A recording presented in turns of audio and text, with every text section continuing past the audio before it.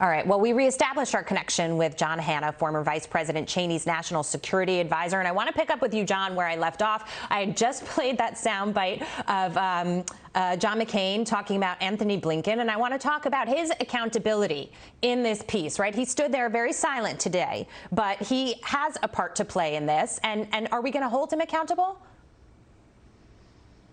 Well, I mean, it remains to be seen whether or not heads are gonna roll here. But there's so much blame to go around, Jackie. I know Blinken.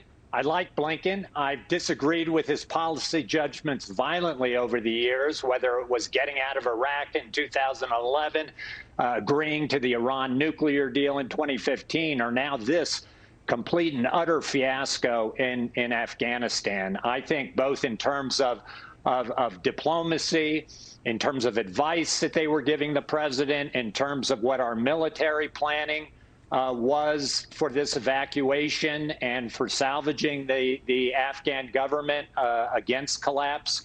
It's all been just one debacle after another. But at the end of the day, I really have to say, this is all 100% Joe Biden. He's been chomping at the bit to be the president after Obama and Trump both wanted to get out of Afghanistan and didn't make the decision because they knew and were told by their advisors it would lead to precisely this kind of disaster. But Joe Biden said, no, I'm going to be the great president who made this decision come hell or high water. And hell has now come. Let me ask you this, because he said that the mission was completed, and I think there are many who would disagree with him. He said that all you had to do was go get Osama bin Laden and get al-Qaeda out of Afghanistan. We did get bin Laden, but al-Qaeda is not out of Afghanistan. And he said that it's not going to be, the country will not be a foothold for terrorism. And there are so many intelligence officials who say that is just unequivocally false. Yeah, it is really quite extraordinary, Jackie, to have the commander-in-chief of the most powerful nation in the world so completely and utterly wrong about the facts on the ground that everyone knows. Even though the United Nations has been putting out repeated reports about the deep continuing connections between al-Qaeda fighters and the Taliban. That alliance remains as strong as ever.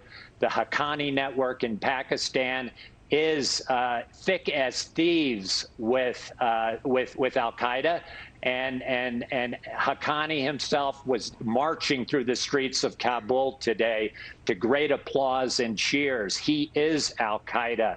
And for the president of the United States to simply say that that's not true, it's a travesty. It's really almost unbelievable. It's scary. He's operating in that level of denial about what the facts are on the ground. It is scary, sir. John Hannah, I'm so glad we got you back and had a chance to talk to you. Thank you so much.